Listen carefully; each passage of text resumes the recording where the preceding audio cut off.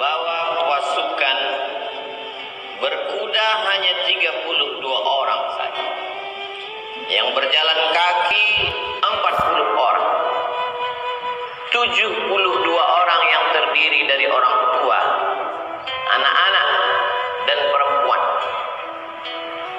Lalu kemudian dikeroyok 40.000 pasukan. Tidak berimbang, karena bukan dua pasukan yang bersenjata. Rombongan 72 orang itu dipimpin oleh Sayyidina Al-Husain. Mengapa kita sebut dia Sayyidina? Karena Nabi yang mengatakan Innal Hasan wal Husain Sayyida Syababi Ahli Jannah. Sesungguhnya Hasan dan Husain Sayyid, pemimpin anak-anak muda penghuni surga.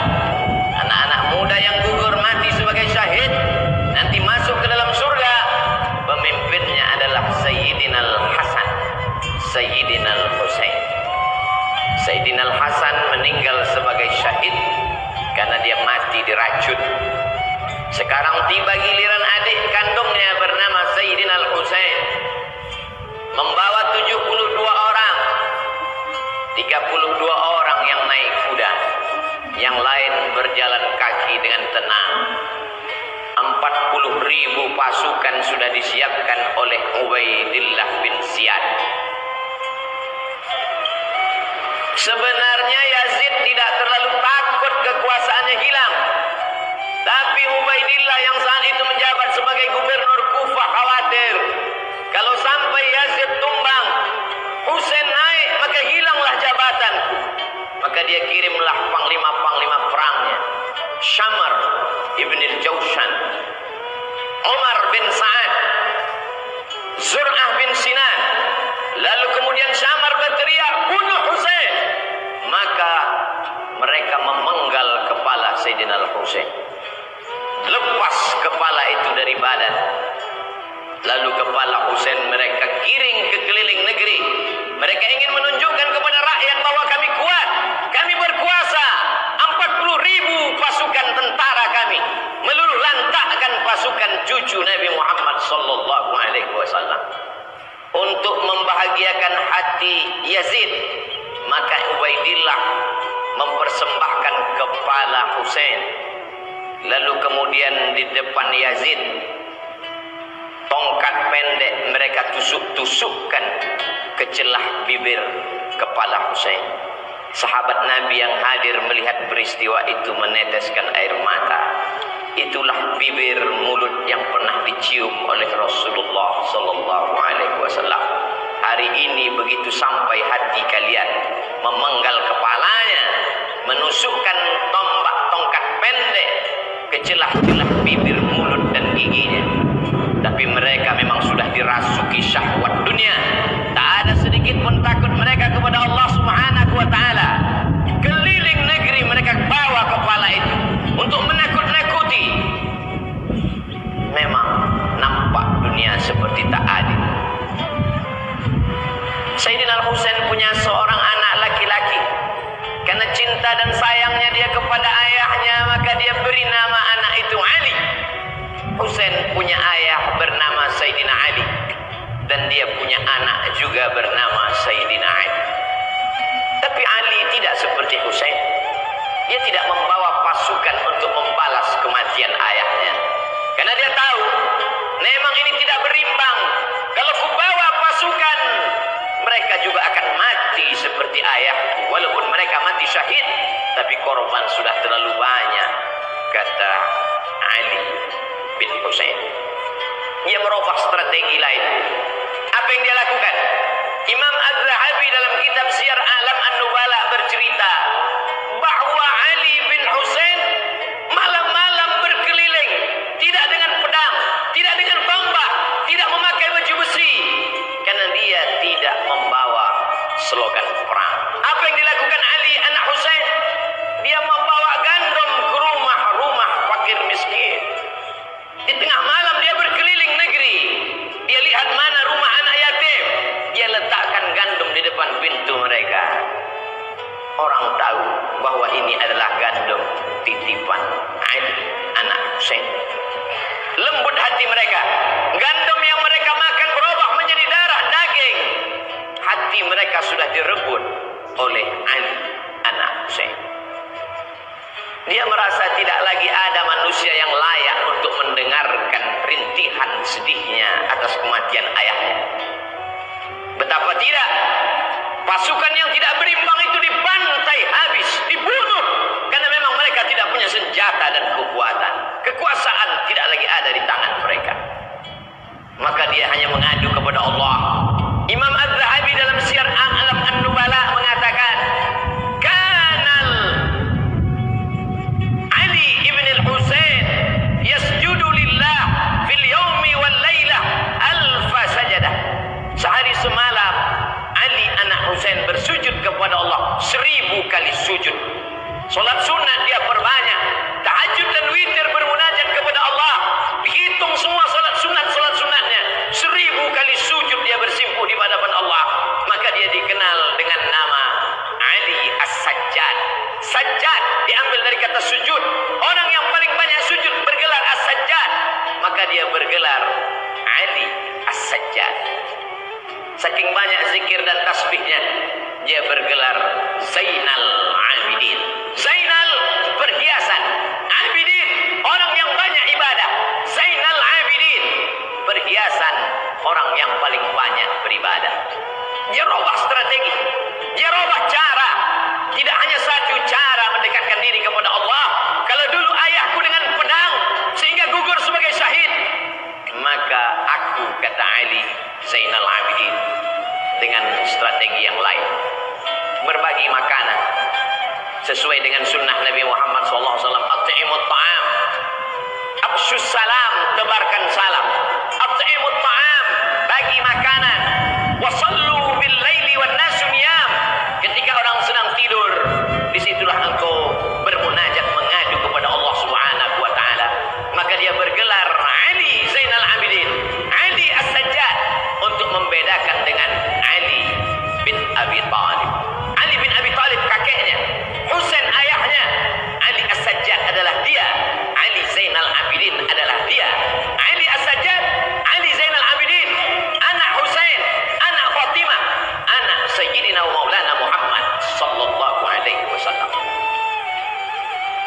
Sampai suatu ketika seorang sultan raja bernama Hisham bin Abdul Malik. Kisah ini diriwayatkan oleh Al-Farazdaq.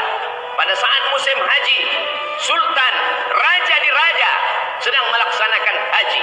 Saat dia umrah, ingin mencium Hajar Aswad, penuh Hajar Aswad, tak dapat dia cium. Pada putaran kedua, dia ingin mencium Hajar Aswad, melimpah manusia, tak dapat dia mencium. Pada putaran ketiga, keempat, kelima, keenam, sampai 7 putaran, sekalipun tak dapat dia mencium Hajar Aswad. Hisham bin Abdul Malik, raja dari Yaman sampai ke Mesir, sampai ke Andalusia. Tapi kemudian di celah-celah jamaah yang ramai itu, dia heran. Ada sesosok manusia yang biasa, pada putaran pertama dia mencium Hajar Aswad, semua orang memberikan jalan. Pada putaran kedua, orang pergi menyamping memberikan jalan kepadanya, mencium Hajar Aswad. Berbisik kata di hati Hisham bin Abdul Malik, aku yang raja, aku yang sultan, aku punya tentara, aku punya kekuasaan, mengapa aku tidak bisa mencium Hajar Aswad? Mengapa orang selalu menghalangiku? Siapa laki-laki itu yang setiap putaran dia mencium Hajar Aswad? Al-Farazdaq menjawab dengan syairnya, itulah dia Ali anak Husain yang ayahnya dulu kalian hantam, kalian bantai. Sekarang dia menang tidak dengan pedang, sekarang dia menang tidak dengan tombak. Hatinya menjadi raja di hati umat. Di hati umat dialah raja. Di mata kalian Hisham bin Abdul Malik lah raja, tapi di hati orang beriman, raja mereka adalah Ali Zainal Abidin. Hari ini begitu banyak orang bernama Ali Zainal Abidin. Cobalah hitung di negeri, di kampung, di kota. Coba kita pejamkan mata dari sejak kita SD sampai kuliah, berapa orang nama Ali Zainal Abidin? Ada seorang ulama besar, Sekarang berada di Mesir. Kadang-kadang dia berada di Uni Emirat Arab. Dia belajar di Yaman. Namanya Al-Habib Ali Zainal Abidin. Di Kuala Lumpur, Malaysia, ada ulama besar namanya Ali Zainal Abidin. Orang begitu bangga memberikan nama anak Ali Zainal Abidin. Adakah nama anak orang bernama Ubaidillah bin Ziyad hari ini? Adakah anak orang bernama Syammar Ibnul Jawshan hari ini? Adakah anak orang bernama Zur'ah bin Sinan hari ini? Jangankan kuburnya, jangankan makamnya, memakai namanya pun orang benci. Tapi Ali Zainal Abidin tak pernah mati, harum semerbak. Ali Zainal Abidin punya anak dimuliakan bernama Muhammad Al-Baqir. Muhammad Al-Baqir punya anak dimuliakan bernama Ja'far Shadiq. Ja'far Shadiq punya anak dimuliakan bernama Ali Al-Uraidi. Ali Al-Uraidi punya anak dimuliakan juga bernama Muhammad. Punya anak dimuliakan juga. Muhammad Naqib punya anak bernama Isa, dimuliakan juga. Punya anak laki-laki bernama Ahmad Al-Muhajir. Ahmad Al-Muhajir, muhajir artinya pindah. Pindah dia dari Baghdad ke Yaman. Di Yaman dia beranak pinak. Anak pinaknya itu datang ke Nusantara membawa Islam. Dari keturunan Ali Zainal Abidin. Maka itulah marga-marga para habaib zuriat keturunan Rasulullah SAW. As-Saqaf, As-Segaf, kata orang Nusantara. Al-Haddad, Al-Jibri, bin Syihab, bin Abi Bakar. Melimpah ruah mereka. Lalu kemudian salah satu dari keturunan Ali Zainal Abidin itu menjadi mufti di kerajaan Mempawah di Kalimantan. Bernama Husain Al-Qadri. Husain Al-Qadri punya anak laki-laki bernama Abdurrahman bin Husain Al-Qadri. Orang pertama yang mendirikan kerajaan Islam Melayu di Kalimantan Barat bernama Kerajaan Islam Melayu Al-Qadriyah. Istananya masih tegak berdiri hari ini di tepi sungai yang indah. Masjidnya masih besar hari ini. Masjid Al-Habib Abdurrahman bin Husain Al-Qadri. Begitu ternyata doa kakek mereka dulu yang teraniaya. Anak cucunya tetap dapat berkuasa. Tidak di Jazirah Arab, tidak di Yaman, tidak di Mesir. Kalau mereka berkuasa di Jazirah Arab itu biasa. Tapi sampai di negeri Melayu, mereka berkuasa di hati orang-orang Melayu yang bersyahadat asyhadu an la ilaha illallah wa asyhadu anna Muhammadan Rasulullah. Salah satu dari keturunan Ali Zainal Abidin bernama Utsman Syihabuddin. Orang Melayu memanggilnya Syarif. Syarif artinya mulia, karena memang yang mengalir dalam badannya darah mulia. Datanglah Syarif Utsman Syihabuddin ke negeri bumi lancang kuning. Ketika itu Siak Sri Indrapura dipimpin oleh Sultan Abdul Jalil. Sultan Abdul Jalil punya anak seorang perempuan yang cantik jelita bernama Tengku Umbung. Begitu orang Melayu memuliakan zuriat keturunan Nabi, dinikahkanlah Tengku Umbung dengan Syarif Utsman Syihabuddin. Lahirlah sultan-sultan. Sejak itulah maka di awal nama Sultan Melayu, Sultan Syarif Hashim, Sultan Syarif Qasim. 3 tempat mulia terhormat dijadikan sebagai namanya. Jalan Sultan Syarif Qasim, Airport Sultan Syarif Qasim, Universitas Islam Negeri Sultan Syarif Qasim. Doa dari kakek datuk buyutnya yang lama, Ali Zainal Abidin. Berkat sedekahnya, berkat ilmunya, berkat sujudnya, anak cucunya menjadi raja, menjadi sultan di negeri Melayu. Sampai hari ini mengalir pahalanya.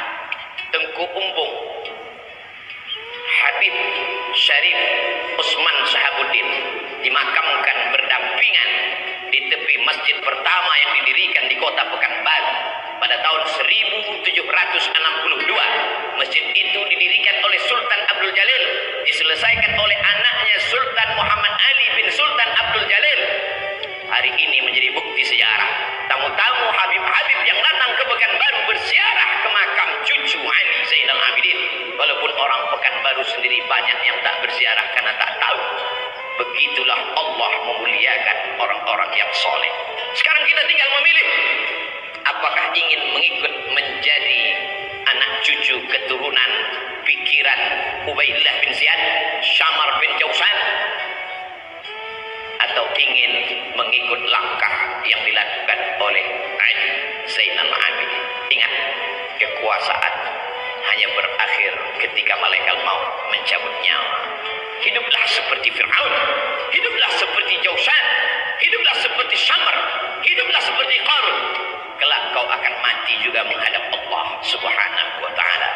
Yang menjadi Syamar bin Jausan mati dengan kekuasaannya, yang menjadi Ubaidillah bin Ziyad mati dengan kekuasaannya, yang menjadi